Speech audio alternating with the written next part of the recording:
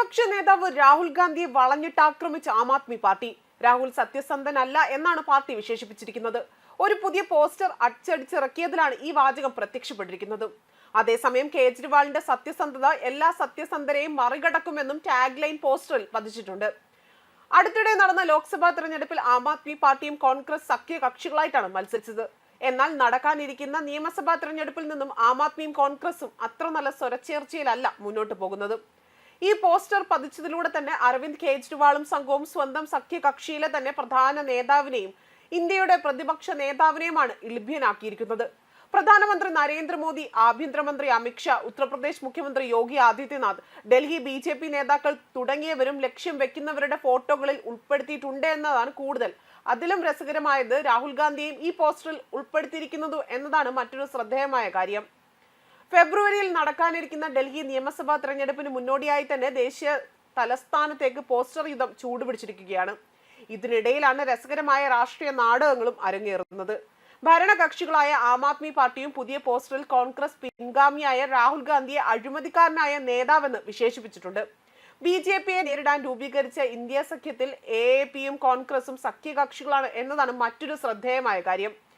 ഇതിനിടയിലാണ് പോസ്റ്റർ യുദ്ധത്തിൽ രാഹുൽ പെടുന്നതും. ആം ആദ്മി പാർട്ടി നേരിട്ട് കോൺഗ്രസ് MP രാഹുൽ ഗാന്ധിയെ ലക്ഷ്യം വെക്കുന്നത് ഇതാദ്യമായാണ്. അടുത്തിടെ നടന്ന ലോക്സഭാ തെരഞ്ഞെടുപ്പിൽ സഖ്യകക്ഷികളായിട്ടായിരുന്നു ആം ആദ്മി പാർട്ടിയും കോൺഗ്രസും മത്സരിച്ചത്. എന്നാൽ ഡൽഹി നിയമസഭാ തെരഞ്ഞെടുപ്പിൽ ആം ആദ്മി പാർട്ടി കോൺഗ്രസിനെ അപ്പാടെ ഉപേക്ഷിക്കുകയായിരുന്നു. കാരണം അവർ സംസ്ഥാനത്തിൽ ഇപ്പോൾ ശക്തരായല്ല, ആ ഒരു നിലയിലല്ല നിൽക്കുന്നതും. ഇപ്പോൾ അരവിന്ദ് കെജ്രിവാളിന്റെ നേതൃത്വത്തിലുള്ള പാർട്ടി കോൺഗ്രസ് നേതാവ് രാഹുൽ ഗാന്ധിക്കെതിരെ നേരിട്ട് ആക്രമണം അഴിച്ചുവിടുകയാണ്. രണ്ട് സഖ്യ പങ്കാളികൾക്കിടയിൽ വലിയ സൗഹൃദമില്ല എന്ന് ഈ പോസ്റ്റർ സൂചന നൽകുകയാണ്.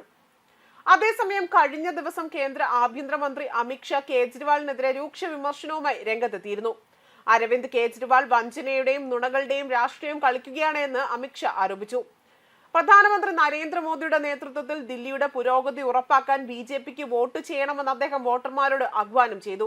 ആം ആദ്മി പാർട്ടി ദേശീയ കൺവീനറും ഡൽഹി മുഖ്യമന്ത്രിയുമായ അരവിന്ദ് കെജ്രിവാൾ ഞായറാഴ്ച ഉച്ചയ്ക്ക്, അതായത് ഇന്ന് 1 മണിക്ക് വളരെ പ്രധാനപ്പെട്ട ഒരു വിഷയത്തിൽ വാർത്താ സമ്മേളനം നടത്തുമെന്ന് പറഞ്ഞിരുന്നു. നിയമസഭാ തെരഞ്ഞെടുപ്പിന് മുന്നോടിയായി ദില്ലിയിൽ 2 പൊതുയോഗങ്ങളെ അഭിസംബോധന ചെയ്ത അമിത്ഷാ ആം ആദ്മി പാർട്ടിയിൽ നിന്ന് വ്യത്യസ്തമായി BJPയുടെ ഇരട്ട എഞ്ചിൻ സർക്കാർ എല്ലാ വാഗ്ദാനങ്ങളും നിറവേറ്റുമെന്നും ഉറപ്പു നൽകുകയും ചെയ്തു. കൂടാതെ വരാനിരിക്കുന്ന ഡൽഹി നിയമസഭാ തെരഞ്ഞെടുപ്പിന് ഗുജറാത്തിൽ നിന്ന് സ്റ്റേറ്റ് റിസർവ് പോലീസ് ഫോഴ്സിന്റെ 8 കമ്പനികളെ വിന്യസിപ്പിച്ചതിനെ ചോദ്യം ചെയ്ത ആം ആദ്മി പാർട്ടി തലവൻ അരവിന്ദ് കെജ്രിവാൾ രംഗത്ത് വന്നിരുന്നു. ഡൽഹി തിരഞ്ഞെടുപ്പിന് SRPFനെ വിന്യസിപ്പിക്കുന്നത് സംബന്ധിച്ച് additional director general of police സായുധ വിഭാഗം ഓഫീസ് പുറത്തിറക്കിയ സർക്കുലറും അരവിന്ദ് കെജ്രിവാൾ എക്സിൽ പങ്കുവച്ചിരുന്നു. ഗുജറാത്ത് പോലീസിന്റെ ഈ ഉത്തരവ് വായിക്കൂ. തിരഞ്ഞെടുപ്പ് കമ്മീഷൻ പഞ്ചാബ് പോലീസിനെ ദില്ലിയിൽ നിന്ന് നീക്കി ഗുജറാത്ത് പോലീസിനെ വിന്യസിപ്പിച്ചു. എന്താണ് നടക്കുന്നത്? എക്സിന്റെ പോസ്റ്റിൽ അദ്ദേഹം ഇങ്ങനെയാണ് വ്യക്തമാക്കിയിരിക്കുന്നത്. നേരത്തെ കെജ്രിവാളിന്റെ സുരക്ഷയ്ക്ക് വിന്യസിച്ചിരുന്ന പഞ്ചാബ് പോലീസുകാരെ തിരഞ്ഞെടുപ്പ് കമ്മീഷന്റെ ഉത്തരവ് പ്രകാരം പിൻവലിച്ചിരുന്നു. ഇത് രാഷ്ട്രീയ പ്രേരിതമാണെന്നായിരുന്നു കെജ്രിവാൾ പറഞ്ഞിരുന്നത്. അതേസമയം കെജ്രിവാളിന്റെ അവകാശവാദങ്ങൾക്ക് മറുപടിയുമായി BJP നേതാവും ഗുജറാത്ത് ആഭ്യന്തര മന്ത്രിയുമായ ഹർഷ് സംഘവി രംഗത്തെത്തിയിരുന്നു. രാജ്യത്തെ മറ്റു പല സംസ്ഥാനങ്ങളിൽ നിന്നുള്ള സേനകളും ഡൽഹിയിൽ വിന്യസിപ്പിക്കപ്പെട്ടിട്ടും എന്തുകൊണ്ടാണ് ഗുജറാത്തിനെ മാത്രം പ്രത്യേകം പരാമർശിച്ചത് എന്നായിരുന്നു ഹർഷ് സംഘവിയുടെ പ്രതികരണം. കേജ്രിവാളിനെ ജാൻബേവാസ് എന്ന് വിളിക്കുന്നത് എന്തുകൊണ്ടാണ് എന്നിപ്പോൾ ഞാൻ മനസ്സിലാക്കുന്നു. കേജ്രിവാൾ ജി ഒരു മുൻ മുഖ്യമന്ത്രി എന്ന നിലയിൽ തിരഞ്ഞെടുപ്പ് കമ്മീഷന്റെ മാനദണ്ഡങ്ങളെ കുറിച്ച് നിങ്ങൾക്ക് അറിയാത്തതിൽ ഞാൻ അത്ഭുതപ്പെടുന്നു.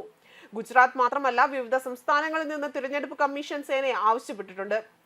ഇത് ഒരു പതിവ് നടപടിക്രമമാണ് എന്നും കമ്മീഷന്റെ അഭ്യർത്ഥന പ്രകാരം ഗുജറാത്തിൽ നിന്നുള്ള 8 കമ്പനി SRPയെ ഡൽഹിയിലേക്ക് അയച്ചിട്ടുണ്ടെന്നും അദ്ദേഹം വ്യക്തമാക്കി. അതേസമയം ഡൽഹിയിൽ 70 നിയമസഭാ സീറ്റുകളിലേക്കും ഫെബ്രുവരി 5-നാണ് വോട്ടെടുപ്പ് നടക്കുന്നത്. ഫെബ്രുവരി 8-നാണ് വോട്ടെണ്ണൽ. ന്യൂസ് ഡെസ്ക് കർമ്മ ന്യൂസ്.